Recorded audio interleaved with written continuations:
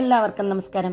വിഷു ഒക്കെ വരല്ലേ, അതുകൊണ്ട് തന്നെ വിഷുവിന് സ്പെഷ്യലായിട്ടുള്ള 2 പായസത്തിൻ്റെ റെസിപ്പിയുമായിട്ടാണ് കേട്ടോ ഇന്നത്തെ വരവ്. അപ്പം നല്ല വെറൈറ്റിയും ടേസ്റ്റിയുമായ പായസമാണ്. അപ്പം കണ്ടു നോക്കൂ.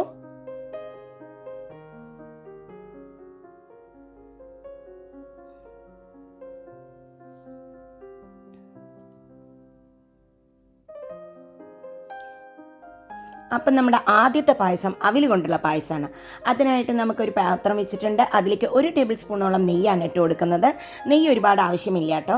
ഈ നെയ്യൊന്ന് നന്നായി ചൂടായി വരുമ്പോൾ നമുക്ക് 1 കപ്പ് തിക്കായിട്ടുള്ള ചുവന്ന അവിലാണ് ഇട്ട് കൊടുക്കുന്നത്.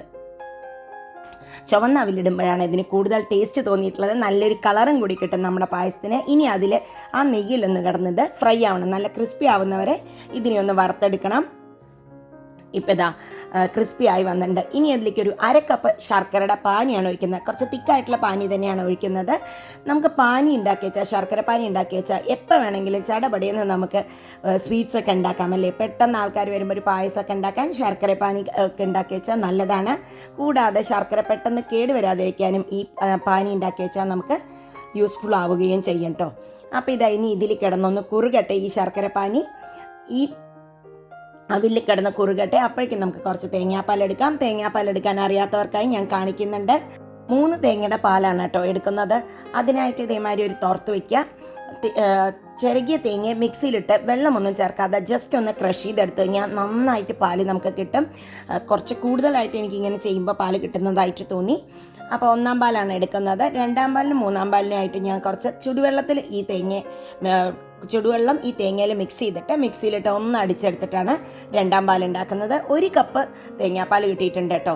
ഇത് 2-ാം പാലും കിട്ടിയിട്ട് 3 കപ്പോളം 2-ാം പാലും കിട്ടിയിട്ടുണ്ട്. ഇനി നമുക്ക് അത് എങ്ങനെയുണ്ട്, നമ്മുടെ ശർക്കരയിലൊക്കെ ഇട്ട് വെന്തിട്ടുണ്ടോ നമ്മുടെ അവിൽ നോക്കാം. ഇപ്പോൾ ഇതാ ഇങ്ങനെ വെന്തിട്ടുണ്ട്. ഇതിങ്ങനെ കഴിക്കാൻ തന്നെ സൂപ്പർ ടേസ്റ്റ് അല്ലേ. ഇനി നമുക്ക് ഇതിലേക്ക് ആ 2-ാം പാൽ ഒഴിച്ച് ചേർക്കണം. 2-3 കൂടി ഒന്നിച്ചൊരു പാലാണ് ഞാൻ ഉണ്ടാക്കിയത്. നിങ്ങൾക്ക് തേങ്ങാപ്പാൽ എടുക്കാൻ പറ്റുന്നില്ല എങ്കിൽ തേങ്ങാപ്പാലിൻ്റെ പൊടി വാങ്ങിയിട്ട് കുറച്ച് വെള്ളം മിക്സ് ചെയ്ത് കുറച്ച് പാലാക്കിയാൽ മതി. അതല്ലെങ്കിൽ തേങ്ങാപ്പാലിൻ്റെ ബോട്ടിലായിട്ട് വാങ്ങിക്കാൻ കിട്ടുന്നുണ്ട്. അതാണെങ്കിലും കുറച്ച് വെള്ളം മിക്സ് ചെയ്തിട്ട് ലൈറ്റ് ആക്കിയിട്ട് ഉപയോഗിക്കുന്നതാണ് നല്ലത്. ഇനി ഈ തേങ്ങാപ്പാലിലും ശർക്കരയിലും ഒക്കെ ഈ അവിലൊന്ന് കിടന്ന് വേവട്ടെ. പെട്ടെന്ന് തന്നെ ഇത് കുക്ക് ചെയ്യാനാവുന്നതാണ് ഇതിൻ്റെ പ്രത്യേകത. 10 മിനിറ്റ് വേണ്ടു തേങ്ങാപ്പാൽ എടുത്തു കഴിഞ്ഞാൽ ഈ പായസം റെഡിയാവാൻ. എന്നാൽ നല്ലൊരു ഫ്ലേവറും ടേസ്റ്റും ഒക്കെ ഉള്ള ഒരു പായസമാണ്. ഇനി അതിലേക്ക് ഞാൻ ടേസ്റ്റ് ചെയ്തപ്പോൾ മധുരം കുറവായിരുന്നു. അതുകൊണ്ട് തന്നെ ഒരു 1/4 കപ്പ് ശർക്കര പാനിയും കൂടി ഒഴിച്ചു കൊടുത്തിട്ടുണ്ട്. അപ്പോൾ അത് കണ്ടോ, കളറൊക്കെ നന്നായി മാറി തുടങ്ങി കേട്ടോ. ആ അവിലിൻ്റെ അതിലുള്ള ശർക്കരയൊക്കെ കൂടി മിക്സ് ചെയ്ത് തേങ്ങാപ്പാലും കൂടിയുള്ള മണം തന്നെ കഴിക്കാനുള്ളൊരു ടെംപ്റ്റേഷൻ ഉണ്ടാക്കും നമുക്ക്. ഇത് കുറുകി വന്നിട്ടുണ്ട് കേട്ടോ. നല്ല ഈ ഫ്ലേവർ എന്ന് പറഞ്ഞാൽ പറഞ്ഞറിയിക്കാൻ പറ്റില്ല.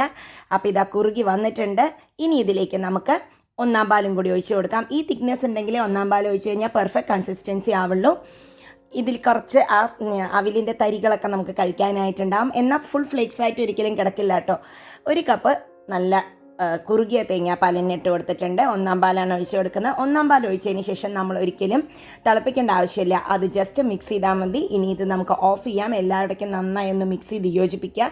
ഇതിൽ നമ്മൾ അധികം നെയ്യൊന്നും ഉപയോഗിച്ചിട്ടില്ല. ആകെ 1 ടേബിൾ സ്പൂൺ നെയ്യ് മാത്രമേ ഉപയോഗിച്ചിട്ടുള്ളൂ. ഇത് നമുക്ക് ഓഫ് ചെയ്യുന്നതിന് മുമ്പായിട്ട് ഫ്ലേവറിന് ഒരു 1/2 ടീസ്പൂണോളം മിക്സ് ചെയ്ത് വെച്ചിട്ടുള്ള ചുക്കും ജീരകവും ഏലക്കായും കൂടി പൊടിച്ചിട്ടുള്ള പൊടിയാണ്. പഞ്ചസാര ചേർത്തി പൊടിച്ച പൊടിയാണ്. അതും കൂടി ഇട്ട് ഉടനെ തന്നെ മിക്സ് ചെയ്യണം. എപ്പോഴും ഇങ്ങനെയുള്ള പൊടികൾ ഇട്ടാട്ടോ. ഇല്ല എങ്കിൽ അവിടെയും ഇവിടേക്ക് അത് കടിക്കും. അപ്പോൾ അത് നന്നാവില്ല. ഇതാ നമ്മുടെ പായസം റെഡി. ഇനി ഇതിലേക്ക് കുറച്ച് തേങ്ങാക്കൊത്തും കൂടി നമുക്ക് വറുത്തിടാം. അപ്പോൾ ഈ പായസത്തിൽ ഇടയ്ക്ക് തേങ്ങാക്കൊത്ത് അടിക്കുന്നതാണ് ഇതിൻ്റെ ഒരു ഹൈലൈറ്റ്. തേങ്ങാക്കൊത്ത് വറുത്തിടാനായിട്ട് 1 ടേബിൾ സ്പൂണോളം നെയ്യ് ഇട്ടിട്ടുണ്ട് ഒരു പാത്രത്തിലേക്ക്. ഇതൊന്ന് ചൂടായി വരുമ്പോൾ നമുക്ക് ഒരു 4 ടേബിൾ സ്പൂണോളം തേങ്ങാക്കൊത്തിട്ട് കൊടുക്കാം. നിങ്ങൾക്ക് ഇഷ്ടത്തിന് തേങ്ങാക്കൊത്തിട്ട് കൊടുക്കാം കേട്ടോ. കുറച്ച് കുറഞ്ഞാലും കുഴപ്പമില്ല. എനിക്ക് കാഷ്യൂനട്ടും കിസ്മിസിനേക്കാൾ നന്നായി തോന്നിയത് ഇതിൻ്റെ കൂടെ കോമ്പിനേഷൻ ഈ തേങ്ങാക്കൊത്താണ്. അപ്പോൾ ഇതും കൂടി ഇട്ട് കഴിഞ്ഞാൽ നമ്മുടെ ഈ പായസത്തിൽ ഇടയ്ക്കിടയ്ക്ക് ഇത് കടിക്കുന്നത് തന്നെ നല്ലൊരു ടേസ്റ്റായി തോന്നി. അപ്പോൾ ഇതാ തേങ്ങയൊക്കെ വറുത്ത് റെഡിയായി വന്നിട്ടുണ്ട്. ഇനി നമുക്കിതിനെ കൂടി ആ പായസത്തിലേക്ക് ഇട്ട് കഴിഞ്ഞാൽ നമ്മുടെ അവിൽ പായസം റെഡി. ഇത് വിഷുവിനും ഓണത്തിനും മാത്രമല്ല കേട്ടോ. നിങ്ങളുടെ വീട്ടിൽ എന്ത് ബർത്ത്ഡേ വരികയാണെങ്കിലും എപ്പോൾ വേണമെങ്കിലും ഈ പായസം ഉണ്ടാക്കി ഉപയോഗിക്കാം. വെറുതെ ഇരിക്കുമ്പോൾ നിങ്ങൾക്ക് പായസം കുടിക്കാൻ തോന്നിയാലും 10 മിനിറ്റ് കൊണ്ട് ഉണ്ടാക്കാൻ പറ്റുന്ന ഒരു പായസമാണ്. ഒരുപാട് കുറുക്കാനൊന്നുമില്ല. അപ്പോൾ ഇനി ഇതൊന്ന് ഇരുന്ന് പാത്രഭാഗം വരട്ടെ. ഇതാ നമ്മളിന്ന് സെർവിങ് ബൗളിലേക്ക് മാറ്റിയിട്ടുണ്ട്. പായസത്തിനെ മണം കൊണ്ട് ഞങ്ങളൊന്ന് കുടിക്കാൻ പോകുന്നു കേട്ടോ ഇത്. അപ്പോൾ ഇനി നമുക്ക് അടുത്ത പായസം ഉണ്ടാക്കാം.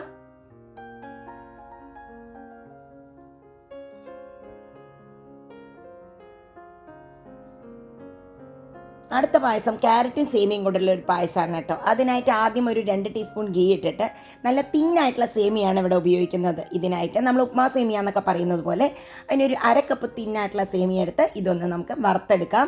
ഈ സേമിയ കൊഴുക്കും, അതുകൊണ്ട് തന്നെ ഒരുപാട് സേമിയ ഇടേണ്ട ആവശ്യമില്ല. ഈ എണ്ണയിൽ കിടന്നതൊന്ന് ഫ്രൈ ആയി കിട്ടട്ടെ. ഇത് ഓൾറെഡി ചെറുതായിട്ട് ഫ്രൈഡ് ആയിരുന്നു കേട്ടോ. ഇത് വേറെ വെള്ളത്തിലിട്ട് വേവിക്കേണ്ട ആവശ്യമില്ല. ഇത് നമ്മൾ പാലിൽ തന്നെയാണ് ഇത് കുറുകി വരുന്നത്. ഇത് കണ്ടോ, കളറൊക്കെ മാറി. അപ്പോൾ അതിനെ ഓഫ് ചെയ്തിട്ടുണ്ട്. ഇനി ഒരു 2 ടീസ്പൂൺ ഗീ ഇട്ടിട്ടുണ്ട്. ഏത് പാത്രത്തിലാണോ പായസം ഉണ്ടാക്കുന്നത് അതിൽ തന്നെയാണ് ഇടുന്നത്. അതിലേക്ക് 1 കപ്പ് ഗ്രേറ്റ് ചെയ്ത് വെച്ചിട്ടുള്ള ക്യാരറ്റും കൂടി ഇട്ട് കൊടുക്കാം. ചെറിയ ഗ്രേറ്ററിലാണ് കേട്ടോ ഇട്ട് കൊടുക്കുന്നത്. ഇനി ഈ നെയ്യിൽ കിടന്നിട്ട് ഈ ക്യാരറ്റ് ഒന്ന് സോട്ട് ചെയ്യണം. നമുക്കൊരു 2-3 മിനിറ്റ് നന്നായി സോട്ട് ചെയ്യുക. അപ്പം നല്ല സോഫ്റ്റ് ആവും. കൂടാതെ അതിലേക്ക് നന്നായിട്ട് ഈ നെയ്യിൻ്റെ മണമൊക്കെ ഈ ക്യാരറ്റിലേക്ക് പിടിക്കുകയും ചെയ്യും. ക്യാരറ്റൊന്നും പിന്നെ വേവാൻ അധികം ടൈം വേണ്ടല്ലോ. ഇനി അതിലേക്ക് ആ വറുത്ത് വെച്ചിട്ടുള്ള സേമിയയും കൂടി ഇട്ട് കൊടുത്തിട്ടുണ്ട്. ഇത് രണ്ടും കൂടി ഒന്ന് മിക്സ് ചെയ്യാം നമുക്ക് ആദ്യം. ഇപ്പോൾ അത് മിക്സ് ചെയ്ത് വന്നിട്ടുണ്ട്. അത് രണ്ടും കൂടി തന്നെ ആ നെയ്യിൽ വറുത്ത് വരുമ്പോൾ ഭയങ്കര ടേസ്റ്റാണ്. ഇനി അതിലേക്ക് ഒരു 3/4 ലിറ്റർ പാലാണ് ഒഴിച്ച് കൊടുക്കുന്നത് കേട്ടോ. പാലിലിട്ട് ഇത് നന്നായി വേവട്ടെ.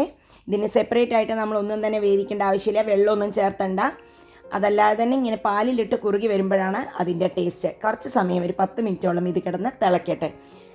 ഈ സമയത്ത് ഞാൻ അപ്പുറത്തെ വേറൊരു പാത്രത്തിൽ കുറച്ച് പാല് തിളയ്ക്കാൻ വെക്കുന്നുണ്ട് കേട്ടോ. കുറുകുന്നതിനനുസരിച്ച് നമുക്ക് ഒഴിച്ചു കൊടുക്കാൻ വേണ്ടിയിട്ടാണ് അങ്ങനെ ചെയ്യുന്നത്. തണുത്ത പാല് പെട്ടെന്ന് നമ്മൾ തിളച്ച് മറിയുന്ന പായസത്തിലേക്ക് ഒഴിക്കരുത്. അപ്പോൾ ഇത് കണ്ടോ, വേവുന്നേ ഉള്ളൂ. ഒരു 2 മിനിറ്റും കൂടി ഒന്ന് വേവട്ടെ. ഇത് 5 മിനിറ്റ് കൊണ്ട് വേവിട്ടോ. ഈ ക്യാരറ്റും സേമിയയും പെട്ടെന്ന് തന്നെ വെന്ത് കിട്ടും. സേമിയയ്ക്കൊന്നും ഒട്ടും തന്നെ വേവില്ല. ഈ പായസത്തിൻ്റെ കളറ് ഭയങ്കര എടുത്തു പറയേണ്ട ഒരു സാധനമാണ്. ക്യാരറ്റിൻ്റെയും സേമിയയുടെയും ഒക്കെ കൂടി ഒരു കളറ്, നെയ്യിൽ വറുത്തതിൻ്റെയും ഒക്കെ കൂടി നല്ലൊരു ഫ്ലേവർ. ഇതപ്പോൾ വെന്ത് വന്നിട്ടുണ്ട്. നിങ്ങൾക്ക് പാല് പോരാ എങ്കിൽ ഒഴിച്ചു കൊടുക്കാം. അപ്പോൾ എനിക്കിത് നല്ല തിക്കായിട്ടുണ്ട്. അപ്പം ഞാൻ ഇതിലേക്ക് എഗെയിൻ ഒരു 1/2 ലിറ്റർ പാലും കൂടി ഒഴിച്ചു കൊടുത്തിട്ടുണ്ട് കേട്ടോ. ഇരുന്നും ഇത് കുറുകും. ഇതൊരു 5 മിനിറ്റോളം കിടന്ന് നന്നായി വെട്ടി തിളക്കട്ടെ. അപ്പോഴാണ് അതിൻ്റെ ടേസ്റ്റ്. കുറച്ചും കൂടി ഒരു 1/4 ലിറ്റർ പാലും കൂടി ഒഴിച്ച് കൊടുത്തിട്ടുണ്ട് കേട്ടോ. മൊത്തത്തിൽ ഞാനൊരു 1.5 ലിറ്റർ പാലിൻ്റെ അടുത്ത് ഉപയോഗിച്ചിട്ടുണ്ട് ഈ പായസത്തിനായിട്ട്. ഇനി ഇതൊന്ന് കളറ് മാറുന്നത് നമുക്ക് കണ്ടുകൊണ്ടേയിരിക്കാം. ക്യാരറ്റിൻ്റെയും കൂടി കളറാകുമ്പോഴേക്കും അതൊരു ഗോൾഡൻ കളറിൽ ഈ പായസം കാണുമ്പോൾ തന്നെ നമുക്ക് കുടിക്കാൻ തോന്നും. ഇതേ ക്യാരറ്റ് പായസത്തിൻ്റെ ടേസ്റ്റ് അല്ല, ഇത് വേറൊരു ടേസ്റ്റാണ്. ഇതിലേക്ക് ആവശ്യമായ മധുരമാണ് ഇട്ട് കൊടുക്കുന്നത്. ഒരു 1/2 കപ്പ് പഞ്ചസാര ഇട്ട് കൊടുത്തിട്ടുണ്ട്. മധുരം കൂടുതൽ വേണ്ടവർക്ക് കൂടുതൽ ഇടാട്ടോ. ഇനി ഇതൊന്ന് കിടന്ന് വേവട്ടെ. പഞ്ചസാര ഇട്ട് കഴിഞ്ഞാൽ നമ്മൾ എപ്പോഴും നന്നായിട്ടത് ഇളക്കിക്കൊണ്ടേ ഇരിക്കണം കേട്ടോ. ഇല്ല എങ്കിൽ അടിയിൽ പിടിക്കാനുള്ള ചാൻസ് ഉണ്ട്. ടേസ്റ്റ് ചെയ്തപ്പോൾ മധുരം കുറവായിരുന്നു, അതുകൊണ്ട് തന്നെ ഒരു 1/4 കപ്പ് ഷുഗറും കൂടിയിട്ടുണ്ട്. അപ്പോൾ 1.5 ലിറ്റർ പാലും 3/4 കപ്പ് ഷുഗറുമാണ് ഇട്ട് കൊടുത്തത്. ഇത് നന്നായി ഒന്ന് വെന്ത് കിട്ടട്ടെ. വെന്ത് കുറുകും. ഇതെല്ലാം പെട്ടെന്ന് തന്നെ കുക്കാവും. കളർ മാറുന്നത് നമുക്ക് കണ്ടുകൊണ്ടേയിരിക്കാം. കണ്ടോ, കളറൊക്കെ മാറി. ഇതിൽ പറയാൻ നമ്മൾ ആ 2-3 ടീസ്പൂണോളം ഗീ മാത്രമേ ഉപയോഗിച്ചിട്ടുള്ളൂ. നല്ല ഫ്ലേവർ കേട്ടോ. പാലിൽ കിടന്ന സേമിയും ക്യാരറ്റും ഒക്കെ കൂടി വേവുന്നത് കാണുമ്പോൾ തന്നെ നല്ല രസമുണ്ട്. ക്യാരറ്റൊക്കെ നല്ല സോഫ്റ്റ് ആയിട്ടുണ്ടാവും, എന്നാൽ അത് കടിക്കാനും കിട്ടും ഈ പായസത്തിൽ. നമ്മുടെ വലിയ സേമിയേക്കാൾ നല്ലത് ഉപ്മാ സേമിയ എന്നൊക്കെ പറഞ്ഞ് കിട്ടുന്ന സേമിയ കൊണ്ട് ഉപയോഗിക്കുന്നതാണെന്ന് എനിക്ക് തോന്നിയിട്ടുണ്ട്.